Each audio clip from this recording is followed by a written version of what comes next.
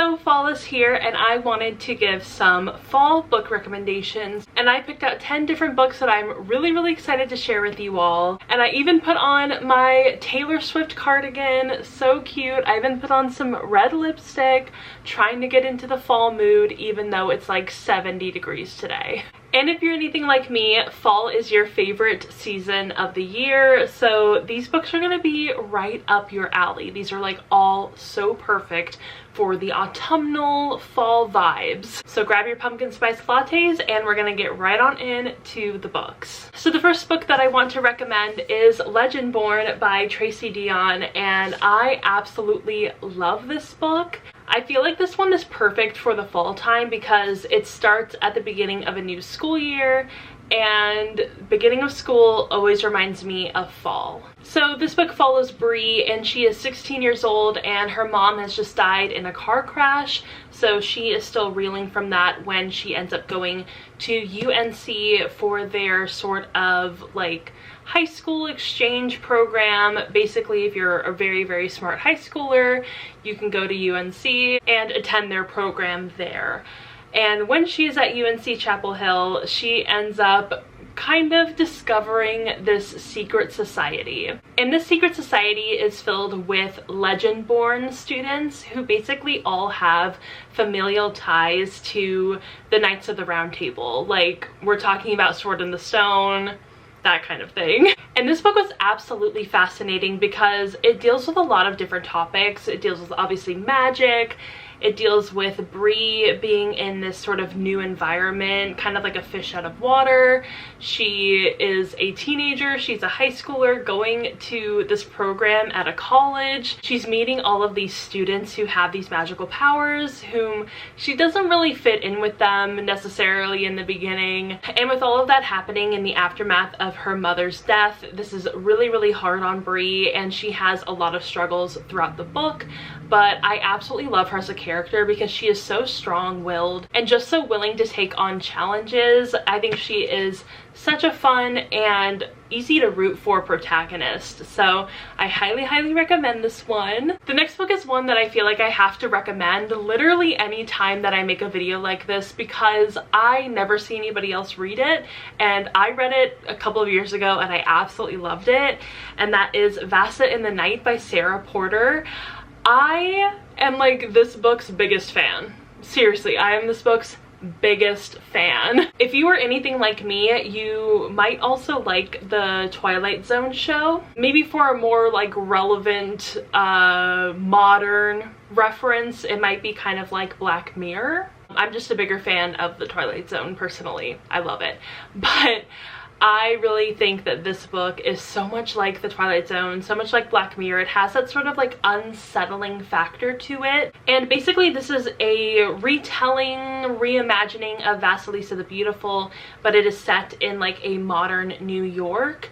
And let me tell you, this book is wild. This book is completely out there, and it's also really short, so it goes by super fast. But there was a point in this book where I got to it and it actually made me a little scared to walk down the hallway to the bathroom in my own house. And I definitely think that this is not going to be the perfect book for everybody, but if you like really weird, unsettling books, this is going to be perfect for you. The next book is one that I actually read this year, right? I read this book this year. I don't know, it's been a really long year. It's been hard to keep track of all the books that I've read, but this book is Little Thieves by Margaret Owen. I loved this book so much, I swear. This is the only Margaret Owen book that I've read, but I absolutely loved it, and her writing style is just so much fun. Like, this book, when I describe it, it is basically like, I wouldn't necessarily call it a comedy fantasy, but like the main character is so funny. She has such a good wit, she has such a good sense of humor, and she tends to almost like break the fourth wall every once in a while. It almost feels like she's talking to the reader, and it's just so funny. It's so good, and this fantasy is just one of the best YA fantasies that I have read in so long. And basically this book is described as a delightfully irreverent retelling of The Goose Girl, and I think that that is a perfect way to describe this book because that is exactly what it is. And if you're unfamiliar with like the story of the Goose Girl, basically it's about a princess and then her like servant basically, and they end up switching places, not really in a Princess and the Pauper sort of way, but the servant girl ends up tricking the princess into basically switching their lives in a bad way. So it's not mutually beneficial or anything, but that's one of my favorite fairy tales to see adapted into like this retelling, because I feel like it's so interesting to see those kind of dynamics play out. And I feel like it was even more exciting with this sort of fun, funny main character. Also, this book has some demisexual rep for the main characters, and there's also a sapphic side relationship, and it was really well done. It was so good. Okay, those were all of the YA books that I want to recommend. Now we're going on to the adult books that I'm going to recommend. And the first one that I have is In My Dreams I Hold a Knife by Ashley Winstead. I love this book so much. It was a lot of fun, and to me it's basically a cross between a dark academia and a thriller, and it really worked for me. I thought it was super interesting, and you have this like huge cast of characters because basically you're following these 6 people who are in this very popular sort of infamous friend group in college, and one of the friends in that group ended up being murdered basically, and the murder was never solved. The brother of the murdered girl is like very intent on finding out who killed his sister, and so when they have their, I believe, 10-year college reunion, they end up all getting back together and trying to figure out who murdered the girl. And this was a lot of fun. I'm not necessarily one for thrillers, but I ended up picking this book up, and I'm so glad that I did because I really enjoyed it. And it was really interesting to see all of these different threads sort of be woven together and finally turn into something really interesting at the end. So I feel like if you are not really familiar with thrillers, this might be the perfect one for you. I'm sure that there are better thrillers out there. I'm sure that people recommend me thrillers in the comments, but I haven't read very many, so I really enjoyed this one. The next book is one I also feel like I recommend all of the time, and that is Music of the Night by Angela J. Ford. I am obsessed with this cover. Look at how beautiful it is. Look at how gorgeous. I am obsessed. And this one is basically a Phantom of the Opera retelling. I love a good Phantom of the Opera retelling. Last year I read quite a few. There were some hits, there were some misses. This one was definitely a hit for me, and probably my favorite out of all of the Phantom of the Opera retellings that I read. It was just absolutely gorgeous, and it's so much fun. It's basically this like fantasy romance. It's very lyrical, it's very beautifully written, and then the romance between these 2 characters is just so beautiful, so much fun to read. It's also super spicy, so definitely know that before going in, because I feel like maybe some people would go into this not realizing it's gonna be spicy. I don't also want to say that it's like super spicy, because I'm sure that there are gonna be people out there who are like, actually it's not super spicy. Okay, fine, whatever. There are some sex scenes in this book, let's just be real. But I really enjoyed this book, and I feel like it screams fall. Like, look at the colors. It's Phantom of the Opera. I feel like for some reason I feel like Phantom of the Opera is very fall, semi-winter, but I would say fall, like late fall. I've actually never read the Phantom of the Opera. I've only seen the movie and like the theater show. Yeah, I need to read that book actually. That's definitely on my list. I think maybe by like November I will get to it. The next book I feel is kind of a given because it is dark academia. I feel like fall is the time for dark academia, and that is The Atlas 6 by Olivia Blake. I actually read it last year in the fall, in the month of October, and I ended up absolutely loving it. This book, so good. I don't know if you can tell, but there are coffee stains on this book. That's how much I loved it. Spilled my coffee on it. I loved this book. It was so much fun, and I just could not put it down. Like, I got to a point in the book where I was like, I'm gonna be reading this whether I stay up until 3 a.m. or not. And I loved it. It was so much fun. Such a great cast of characters. Like, there wasn't even really a character that I didn't enjoy from this book, which is kind of surprising. I feel like sometimes when it comes to like these larger casts of characters where there's like 6 or 7 characters at one time, there's bound to be somebody that I'm like not really into. But I was surprisingly interested in every single character, so I feel like that really speaks to how good this book was. And yeah, I just absolutely loved it. It was fantastic. I feel like it is perfectly hyped. It's not overhyped, it's not underhyped, it is perfectly hyped. The next book is another favorite that I absolutely love to talk about, and that is The Inheritance of Orquídea Divina by Zoraida Cordova. I love this book. It is my baby, it is my child. I love it so much. If you like the Disney movie Encanto, you might really enjoy this book.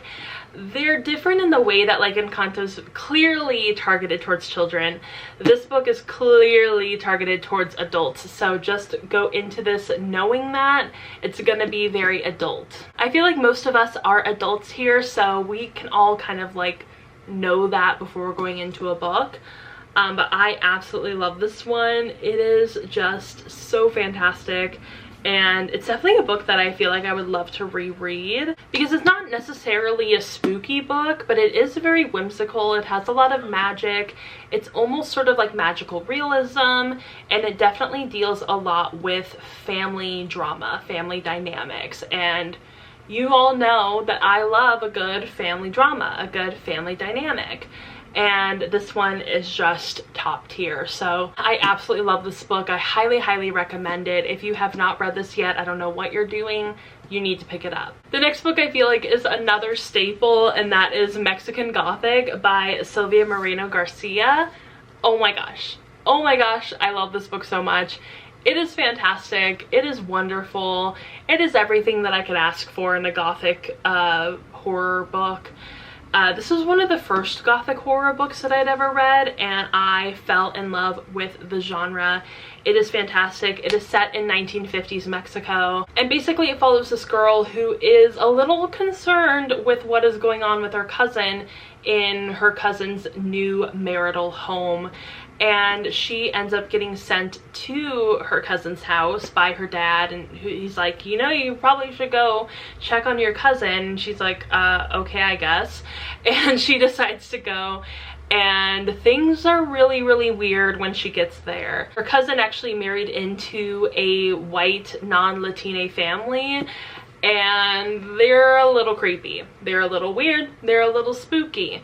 Things are going on. Her cousin is sick. Her cousin is not doing very well, and Noemi, the main character, is going to get to the bottom of it. So I absolutely love this book. It's fantastic.